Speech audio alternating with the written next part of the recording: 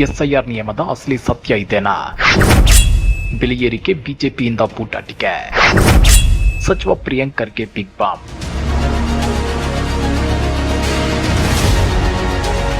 ಸದ್ಯ ದೇಶದಲ್ಲಿ ಮತ್ತು ರಾಜ್ಯದಲ್ಲಿ ರಾಜಕೀಯ ಜಿದ್ದಾಜಿದ್ದಿ ತಾರಕಕ್ಕೇರಿದೆ. ಒಂದೆಡೆ ಲಕ್ಷಾಂತರ ವಿದ್ಯಾರ್ಥಿಗಳ ಭವಿಷ್ಯದ ಜೊತೆ ಆಟವಾಡಿದ ನೀಟ್ ಯುಜಿ 2026 ಪೇಪರ್ ಲೀಕ್ ಹಗರಣ ದೇಶಾದ್ಯಂತ ಕಿಚ್ಚು ಹೊತ್ತಿಸಿದೆ. ಇದೀಗ ಈ ಇಡೀ ಹಗರಣದ ಹಿಂದೆ ಆರ್ಎಸ್ಎಸ್ ಮತ್ತು ಬಿಜೆಪಿಯ ಕೈವಾಡವಿದೆ ಅಂತೇಳಿ ಸಚಿವ ಪ್ರಿಯಾಂಕ್ ಖರ್ಗೆ ಬಿಗ್ ಬಾಂಬ್ ಸ್ಫೋಟಿಸಿದ್ದಾರೆ. ಅಷ್ಟೇ ಅಲ್ಲ, ಬಿಜೆಪಿ ಗೆಲ್ಲಿಸಲೆಂದೇ ಹೊಸದಾಗಿ ತರಲಾಗಿರುವ ಎಸ್ಐಆರ್ ಡಿಸೈನ್ ನಿಂದ ಲಕ್ಷಾಂತರ ವೋಟರ್ ಐಡಿಗಳು ಡಿಲೀಟ್ ಆಗ್ತಿವೆ ಅನ್ನೋ ಗಂಭೀರ ಆರೋಪ ಒಂದು ಕಡೆ ಇದ್ರೆ, ಪೆಟ್ರೋಲ್ ಡೀಸೆಲ್ ಬೆಲೆ ಏರಿಕೆ ಮರೆಮಾಚಲು ಬಿಜೆಪಿ ನಾಯಕರು ಸಾರ್ವಜನಿಕ ಸಾರಿಗೆ ರೀಲ್ಸ್ ಮಾಡ್ತಿದ್ದಾರೆ ಅಂತೇಳಿ ಕಾಂಗ್ರೆಸ್ ಸಚಿವರು ಸವಾರಿ ಮಾಡಿದ್ದಾರೆ. ಹಾಗಾದ್ರೆ ಏನಿದು ಪೊಲಿಟಿಕಲ್ ಹೈ ಡ್ರಾಮಾ ಅಂತ? ಆ ಕುರಿತ ಇನ್ಸೈಡ್ ಮಾಹಿತಿಯನ್ನ ಬಿಚ್ಚಿಡ್ತೇವೆ.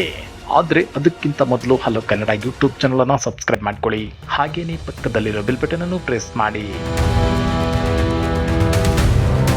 ಮೊದಲನೆಯದಾಗಿ, ದೇಶದ 22 ಲಕ್ಷಕ್ಕೂ ಹೆಚ್ಚು ವಿದ್ಯಾರ್ಥಿಗಳ ಭವಿಷ್ಯಕ್ಕೆ ಕೊಳ್ಳಿ ಇಟ್ಟಿರುವ ನೀಟ್ ಯುಜಿ 2026 ಪೇಪರ್ ಲೀಕ್ ಹಗರಣ. ಹಗಲಿರುಳು ಕಷ್ಟಪಟ್ಟು ಓದಿದ ವಿದ್ಯಾರ್ಥಿಗಳು ಇವತ್ತು ಬೀದಿಗೆ ಬಿದ್ದಿದ್ದಾರೆ. ಕೆಲವರಂತೂ ಖಿನ್ನತೆಗೆ ಒಳಗಾಗಿ ಆತ್ಮಹತ್ಯೆ ಮಾಡಿಕೊಳ್ತಿದ್ದಾರೆ. ಇದು ದೇಶದ ಅತಿ ದೊಡ್ಡ ದುರಂತ. ಇದರ ಬಗ್ಗೆ ಬೆಂಗಳೂರಿನಲ್ಲಿ ಅತ್ಯಂತ ತೀಕ್ಷ್ಣವಾಗಿ ಮಾತನಾಡಿರುವ ಸಚಿವ ಪ್ರಿಯಾಂಕ್ ಖರ್ಗೆ, ಈ ಪೇಪರ್ ಲೀಕ್ ದಂಧೆಯಲ್ಲಿ ನೇರವಾಗಿ ಬಿಜೆಪಿ ಮತ್ತು ಆರ್ಎಸ್ಎಸ್ ನಾಯಕರ ಕೈವಾಡವಿದೆ. ಇದರ ಕಮಿಷನ್ ಹಣ ಅವರಿಗೆ ಹೋಗುತ್ತಿದೆ ಅಂತೇಳಿ ಗಂಭೀರ ಆರೋಪ ಮಾಡಿದ್ದಾರೆ. ಈ ನಡುವೆ ಕೆಲವು ಗಂಭೀರ ಪ್ರಶ್ನೆಗಳು ದೇಶದ ಜನರನ್ನ ಇನ್ನಿಲ್ಲದಂತೆ ಕಾಡ್ತಿವೆ. ಹಾಗಾದ್ರೆ ಏನವು ಪ್ರಶ್ನೆಗಳು ಅಂತ ನೋಡೋದಾದ್ರೆ, ಇಷ್ಟು ದೊಡ್ಡ ಹಗರಣ ನಡೆದರೂ ಕೇಂದ್ರ ಶಿಕ್ಷಣ ಸಚಿವ ಧರ್ಮೇಂದ್ರ ಪ್ರಧಾನ್ ಯಾಕೆ ಇನ್ನೂ ರಾಜೀನಾಮೆ ಕೊಟ್ಟಿಲ್ಲ? ಪ್ರತಿ ವರ್ಷ ವಿದ್ಯಾರ್ಥಿಗಳ ಜೊತೆ ಪರೀಕ್ಷಾ ಪೇ ಚರ್ಚೆ ಮಾಡುವ ಪ್ರಧಾನಿ ನರೇಂದ್ರ ಮೋದಿ ಅವರು ಈಗ ಲಕ್ಷಾಂತರ ಮಕ್ಕಳ ಭವಿಷ್ಯ ಹಾಳಾಗಿದ್ರು ನೀಟ್ ಬಗ್ಗೆ ಚರ್ಚೆ ಮಾಡೋದು ಯಾವಾಗ? ಆರ್ಎಸ್ಎಸ್ನ ಪ್ರಮುಖರಾದ ದತ್ತಾತ್ರೇಯ ಹೊಸಬಾಳಿ ಅವರು ಈಗ ಎಲ್ಲಿದ್ದಾರೆ? ಮಕ್ಕಳ ಭವಿಷ್ಯ ಹಾಳಾಗುತ್ತಿದ್ರು ಇವರ್ಯಾಕೆ ಮೌನವಾಗಿದ್ದಾರೆ ಅಂತೇಳಿ ಸಚಿವ ಪ್ರಿಯಾಂಕ್ ಖರ್ಗೆ ನೇರವಾಗಿ ವಾಗ್ದಾಳಿ ನಡೆಸಿದ್ದಾರೆ. ಅರಣ್ಯ ಸಚಿವ ಈಶ್ವರ್ ಖಂಡ್ರೆ ಕೂಡ ಈ ಬಗ್ಗೆ ರಿಯಾಕ್ಟ್ ಮಾಡಿದ್ದು, ಕೇಂದ್ರ ಸರ್ಕಾರ ವೈಫಲ್ಯಗಳನ್ನು ಮುಚ್ಚಿಕೊಳ್ಳಲು ಪ್ರಯತ್ನಿಸುತ್ತಿದೆ ಅಂತೇಳಿ ಕಿಡಿಕಾರಿದ್ದಾರೆ. ಎಸ್ಐಆರ್ ಹೆಸರಿನಲ್ಲಿ ವೋಟರ್ ಐಡಿ ಡಿಲೀಟ್ ಪ್ಲಾನ್. ಇನ್ನ ಎರಡನೇ ಪ್ರಮುಖ ವಿಚಾರ ಅಂದ್ರೆ, ಕರ್ನಾಟಕ ಸೇರಿದಂತೆ ದೇಶದ 16 ರಾಜ್ಯಗಳಲ್ಲಿ ನಡೆಯುತ್ತಿರುವ ಮತದಾರರ ಪಟ್ಟಿಯ ವಿಶೇಷ ತೀವ್ರ ಪರಿಷ್ಕರಣೆ ಅಭಿಯಾನ. ಇದರ ವಿರುದ್ಧವೂ ಪ್ರಿಯಾಂಕ್ ಖರ್ಗೆ ಕೆಂಡ ಕಾರಿದ್ದಾರೆ. ಈ ಅಭಿಯಾನದಲ್ಲಿ ತರಲಾಗಿರುವ ಎಸ್ಐಆರ್ ಎಂಬ ನಿಯಮ ಕೇವಲ ಬಿಜೆಪಿಯನ್ನ ಗೆಲ್ಲಿಸಲು ಮಾಡಿರುವ ಅಸಂವಿಧಾನಿಕ ಡಿಸೈನ್ ಅಂತ ಕಾಂಗ್ರೆಸ್ ಆರೋಪಿಸಿದೆ. ಅದಕ್ಕೆ ಸಚಿವ ಪ್ರಿಯಾಂಕ್ ಖರ್ಗೆ ಕೆಲವು ಶಾಕಿಂಗ್ ಉದಾಹರಣೆಗಳನ್ನು ಕೊಟ್ಟಿದ್ದಾರೆ. ಅವೇನು ಅಂತ ನೋಡೋದಾದ್ರೆ, ಹೆಸರಿನಲ್ಲಿ ಒಂದು ಸಣ್ಣ ಸ್ಪೆಲ್ಲಿಂಗ್ ಮಿಸ್ಟೇಕ್ ಅಥವಾ ಹೆಚ್ಚು ಕಡಿಮೆಯಾದರೂ ವೋಟ್ ಡಿಲೀಟ್ ಮಾಡಲಾಗ್ತಿದೆ. ಪಶ್ಚಿಮ ಬಂಗಾಳದಲ್ಲಿ ಚುನಾವಣಾ ಅಭ್ಯರ್ಥಿಯ ಹೆಸರನ್ನೇ ವೋಟರ್ ಲಿಸ್ಟ್ನಿಂದ ತೆಗೆಯಲಾಗಿದೆ. 17 ವರ್ಷಗಳ ಕಾಲ ಡಿಪ್ಲೊಮ್ಯಾಟಿಕ್ ಪಾಸ್ಪೋರ್ಟ್ ಹೊಂದಿದ್ದ ವ್ಯಕ್ತಿಯ ಹೆಸರೇ ಲಿಸ್ಟ್ನಲ್ಲಿಲ್ಲ. ಮಹಾರಾಷ್ಟ್ರದಲ್ಲಿ ದೇಶದ ವೈಸ್ ಅಡ್ಮಿರಲ್ ಅವರ ವೋಟ್ ಕೂಡ ಡಿಲೀಟ್ ಆಗಿದೆ. ಸಚಿವ ಪ್ರಿಯಾಂಕ್ ಖರ್ಗೆ ಅವರ ಪ್ರಕಾರ ಇದು ಕೇವಲ ಒಂದು ನಿರ್ದಿಷ್ಟ ಸಮುದಾಯ ಅಥವಾ ಮುಸ್ಲಿಮರ ವಿಷಯವಲ್ಲ. ಈ ನಿಯಮದಿಂದ ದೇಶದ ಎಲ್ಲ ವರ್ಗದ ಸಾಮಾನ್ಯ ನಾಗರಿಕರ ಸಂವಿಧಾನದ ಹಕ್ಕನ್ನ ಕಸಿಯಲಾಗ್ತಿದೆ. ಪರಿಷ್ಕರಣೆ ಮಾಡಿ, ಆದ್ರೆ ಒಬ್ಬ ನಾಗರಿಕನಿಗೂ ತೊಂದರೆಯಾಗದಂತೆ ಸರಿಯಾದ ರೀತಿಯಲ್ಲಿ ಮಾಡಿ ಅನ್ನೋದು ಅವರ ಡಿಮ್ಯಾಂಡ್ ಆಗಿದೆ. ಬಿಜೆಪಿ ನಾಯಕರ ಮೆಟ್ರೋ ಸೈಕಲ್ ಯಾನ. Reels versus reality. ಇತ್ತೀಚೆಗೆ ರಾಜ್ಯ ಬಿಜೆಪಿ ಅಧ್ಯಕ್ಷ ಬಿ.ವೈ. ವಿಜಯೇಂದ್ರ ಸೇರಿದಂತೆ ಹಲವು ಬಿಜೆಪಿ ನಾಯಕರು ಸೈಕಲ್ ತುಳಿಯೋದು, ನಮ್ಮ ಮೆಟ್ರೋದಲ್ಲಿ ಪ್ರಯಾಣಿಸುವುದು ಮತ್ತು ಸಾರ್ವಜನಿಕ ಸಾರಿಗೆ ಬಳಸಿ ಸೋಷಿಯಲ್ ಮೀಡಿಯಾದಲ್ಲಿ ರೀಲ್ಸ್ ಗಳನ್ನು ಹರಿಬಿಡ್ತಿದ್ದಾರೆ. ಇದಕ್ಕೆ ಪ್ರಿಯಾಂಕ್ ಖರ್ಗೆ ಕೊಟ್ಟ ಕೌಂಟರ್ ನಿಜಕ್ಕೂ ವೈರಲ್ ಆಗ್ತಿದೆ. ಇದೆಲ್ಲ ಕೇವಲ ಒಂದು ದಿನದ ಗಿಮಿಕ್ಕು, ಬರೀ ನಾಟಕ ಅಂತೇಳಿ ಸಚಿವ ಪ್ರಿಯಾಂಕ್ ಖರ್ಗೆ ತಿರುಗೇಟನ್ನ ಕೊಟ್ಟಿದ್ದಾರೆ. ಬಿಜೆಪಿ ನಾಯಕರು ಪ್ರತಿದಿನ ಬಿಎಂಟಿಸಿ ಬಸ್ ಹತ್ತಲಿ, ಆಗ ನಾವು ಒಪ್ಕೊಂತೇವೆ. ಪ್ರಧಾನಿ ಮೋದಿ ವೈಫಲ್ಯದಿಂದ ಇವತ್ತು ಪೆಟ್ರೋಲ್ ಡೀಸೆಲ್ ಬೆಲೆ ಗಗನಕ್ಕೇರಿದೆ. ಈ ಬೆಲೆ ಏರಿಕೆಯಿಂದ ಜನಸಾಮಾನ್ಯರು ಅನುಭವಿಸುತ್ತಿರುವ ಕಷ್ಟವನ್ನ ಮರೆಮಾಚಲು ಇವರು ಮೆಟ್ರೋ ಹತ್ತಿ ರೀಲ್ಸ್ ಮಾಡುತ್ತಿದ್ದಾರೆ ಅಂತೇಳಿ ಲೇವಡಿ ಮಾಡಿದ್ದಾರೆ. ಇದೇ ವೇಳೆ ಪ್ರಧಾನಿ ಮೋದಿಯವರ ವಿದೇಶಿ ಪ್ರವಾಸಕ್ಕೆ 850 ಕೋಟಿ ರೂಪಾಯಿ ವೆಚ್ಚವಾಗಿದೆ ಎಂದು ಪ್ರಶ್ನಿಸಿರುವ ಅವರು, ದೇಶ ಕಷ್ಟದಲ್ಲಿದ್ದಾಗ ನೆದರ್ಲ್ಯಾಂಡ್ಸ್ಗೆ ಹೋಗುವ ಅಗತ್ಯವೇನಿತ್ತು? ಆತ್ಮನಿರ್ಭರ ಭಾರತ ಘೋಷಣೆ ಏನಾಯಿತು ಅಂತ ಸಾಲು ಪ್ರಶ್ನೆಗಳನ್ನ ಎಸೆದಿದ್ದಾರೆ. ಕಾಂಗ್ರೆಸ್ ನಾಯಕರ ಈ ಆರೋಪಗಳು ಸದ್ಯ ರಾಜಕೀಯ ವಲಯದಲ್ಲಿ ತಳನ ಸೃಷ್ಟಿ ಮಾಡ್ತಿವೆ. ಕೇಂದ್ರ ಸರ್ಕಾರದ ವಿರುದ್ಧ ಸಿದ್ದರಾಮಯ್ಯ ಕಿಡಿ. ಇನ್ನ ಕೇಂದ್ರ ಸರ್ಕಾರದ ಪೆಟ್ರೋಲ್ ಡೀಸೆಲ್ ಬೆಲೆ ಏರಿಕೆಯ ಬಗ್ಗೆ ಸಿಎಂ ಸಿದ್ದರಾಮಯ್ಯ ಕಿಡಿಕಾರಿದ್ದಾರೆ. ಪೆಟ್ರೋಲ್ ಡೀಸೆಲ್ ದರ ಏರಿಕೆ ಜನಸಾಮಾನ್ಯರ ಬದುಕನ್ನು ಅಸ್ತವ್ಯಸ್ತಗೊಳಿಸುತ್ತದೆ ಅಂತ ಹೇಳಿದ್ದಾರೆ. ಇದರಿಂದ ಬೆಲೆ ಏರಿಕೆಯನ್ನ ಹಿಂಪಡೆಯಲು ಒತ್ತಾಯಿಸುತ್ತೇವೆ ಅಂತಾನೂ ಸಿದ್ದರಾಮಯ್ಯ ಹೇಳಿದ್ದಾರೆ. ವಿವಿಧ ರಾಜ್ಯಗಳ ವಿಧಾನಸಭಾ ಚುನಾವಣೆಗಳ ನಂತರ ಕೇಂದ್ರ ಸರ್ಕಾರ ಪೆಟ್ರೋಲ್ ಡೀಸೆಲ್ ದರ ಏರಿಸುವ ನಿರೀಕ್ಷೆ ಇತ್ತು. ನಿರೀಕ್ಷೆಯಂತೆಯೇ ಹೆಚ್ಚಿಸಿದ್ದಾರೆ. ಆದರೆ ಕರ್ನಾಟಕದಲ್ಲಿ ಇತರೆ ರಾಜ್ಯಗಳಿಗಿಂತ ಗಣನೀಯವಾಗಿ ಕಡಿಮೆ ಇರುವ ಪೆಟ್ರೋಲ್ ಬೆಲೆಯನ್ನು ಹೆಚ್ಚಿಸಿದರ ಬಗ್ಗೆ ಬಿಜೆಪಿ ನಾಯಕರು ಈ ಹಿಂದೆ ಟೀಕೆ ಮಾಡ್ತಿದ್ರು.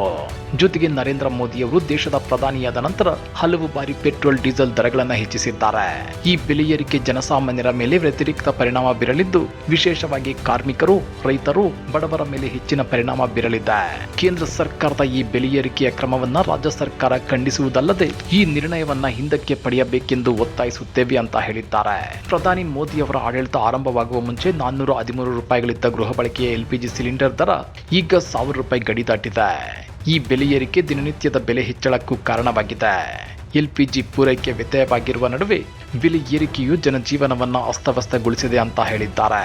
ನಿಮ್ಗೆ ಗೊತ್ತಿರಲಿ, ಕಳೆದ 11 ವರ್ಷಗಳಲ್ಲಿ ನಿಮ್ಮ ಜೇಬಿನಿಂದ ಸರ್ಕಾರ ಎಷ್ಟು ಹಣ ಲೂಟಿ ಮಾಡಿದೆ ಗೊತ್ತಾ? ಬರೋಬ್ಬರಿ 43 ಲಕ್ಷ ಕೋಟಿ ರೂಪಾಯಿ. ಹೌದು ವೀಕ್ಷಕರೇ, ಇದು ಪೆಟ್ರೋಲಿಯಂ ಉತ್ಪನ್ನಗಳ ಮೇಲೆ ವಿಪರೀತ ತೆರಿಗೆ ವಿಧಿಸುವ ಮೂಲಕ ಮೋದಿ ಸರ್ಕಾರ ಗಳಿಸಿರುವ ಆದಾಯ ಅಂತೇಳಿ ಕಾಂಗ್ರೆಸ್ ಅಂಕಿಅಂಶಗಳ ಸಮೇತ ಆರೋಪಿಸಿದೆ. ದಿನವೊಂದಕ್ಕೆ ಸರಿಸುಮಾರು 1000 ಕೋಟಿ ರೂಪಾಯಿಗಳಷ್ಟು ಲಾಭ. ಇದು ಜನಸಾಮಾನ್ಯರ ಕಷ್ಟಗಳು ಮತ್ತು ದುಸ್ಥಿತಿಯ ಮೇಲೆ ಸರ್ಕಾರವೇ ನಡೆಸಿದ ಬೃಹತ್ ಆರ್ಥಿಕ ದಾಳಿಯಲ್ಲದೆ ಮತ್ತೇನು ಅಂತ ಕಾಂಗ್ರೆಸ್ ಪ್ರಶ್ನೆ ಮಾಡಿದೆ. ಕೇಂದ್ರದ ಮೋದಿ ಸರ್ಕಾರದ ಆಡಳಿತದಲ್ಲಿ ಒಂದು ವಿಚಿತ್ರ ಕಾಯಿಲೆ ನಿರಂತರವಾಗಿ ಮುಂದುವರೆದಿದೆ. ಚುನಾವಣೆಗಳು ಮುಗಿದ ತಕ್ಷಣವೇ ದೇಶದಲ್ಲಿ ಪೆಟ್ರೋಲ್ ಮತ್ತು ಡೀಸೆಲ್ ಬೆಲೆಗಳು ರಾಕೆಟ್ ವೇಗದಲ್ಲಿ ಜಿಗಿಯುತ್ತವೆ. ಕನಿಷ್ಠ ಪಕ್ಷ ದೇಶದ ಜನರು ಇಂತಹ ತೀವ್ರ ಆರ್ಥಿಕ ಸಂಕಷ್ಟ ಎದುರಿಸುತ್ತಿರುವ ಈ ದುರ್ದಿನಗಳಲ್ಲಾದರೂ ಪ್ರಧಾನಿ ಮೋದಿ ಅವರು ಸಾರ್ವಜನಿಕರ ಮೇಲೆ ಕೊಂಚ ಕರುಣೆ ತೋರಬೇಕಿತ್ತು. ಆದ್ರೆ ಜನಸಾಮಾನ್ಯರ ಮೇಲೆ ದಯೆ ತೋರುವ ಮನಸ್ಸು ಕೇಂದ್ರ ಸರ್ಕಾರಕ್ಕೆ ಇದ್ದಂತಿಲ್ಲ. ಬಡವರ ಅಡಿಗೆ ಮನೆಗೆ ಬೆಂಕಿ ಬಿದ್ದಿದೆ. ಇಂಧನ ಬಿಕ್ಕಟ್ಟು ಎದುರಾಗುವುದಕ್ಕೂ ಮೊದಲು ಬ್ಲಾಕ್ ಅಲ್ಲಿ 1200 ರೂಪಾಯಿಗಳಿಗೆ ಸಿಗುತ್ತಿದ್ದ LPG ಸಿಲಿಂಡರ್ ಬೆಲೆ ಈಗ ಬರೋಬ್ಬರಿ 4000 ರೂಪಾಯಿಗಳಿಗೆ ಜಿಗಿದಿದೆ. ನೀವು ರಸ್ತೆಯಲ್ಲಿ ದುಡಿಯುವ ಯಾವುದೇ ಒಬ್ಬ ಸಾಮಾನ್ಯ ಕಾರ್ಮಿಕನ ಬಳಿ ಮಾತನಾಡಿ ನೋಡಿ, ಕಹಿ ಸತ್ಯ ನಿಮಗೆ ಗೊತ್ತಾಗುತ್ತೆ. ದಿನಬಳಕೆ ವಸ್ತುಗಳ ಬೆಲೆ ದಿಢೀರನೆ ಏರಿಕೆಯಾಗಿರುವ ಕಾರಣ ಅವರು ದಿನದ ಒಂದೊತ್ತಿನ ಊಟವನ್ನೇ ಬಿಡುತ್ತಿದ್ದಾರೆ. ಕೇವಲ ಬಿಸ್ಕತ್ತು ಮತ್ತು ಬಾಳೆಹಣ್ಣುಗಳನ್ನು ತಿಂದು ಜೀವನ ದುಡುತ್ತಿದ್ದಾರೆ. ಇಂತಹ ಹಸಿವಿನ ಭೀಕರ ವಾಸ್ತವ ಕಣ್ಣೆದುರುಗಿರುವಾಗ ಸಚಿವರ ಬೆಂಗಾವಲು ವಾಹನಗಳ ಸಂಖ್ಯೆಯನ್ನ ಕಡಿತಗೊಳಿಸುವ ನಾಟಕವಾಡುವುದು ಅಥವಾ ರಾಜಭವನದ ನಿವಾಸಿಗಳು ಮಿತವ್ಯಯದ ಬಗ್ಗೆ ಉಪದೇಶ ನೀಡುವುದು ಅತ್ಯಂತ ಹಾಸ್ಯಾಸ್ಪದ ಪ್ರದರ್ಶನದಂತೆ ಕಾಣುತ್ತಿದೆ.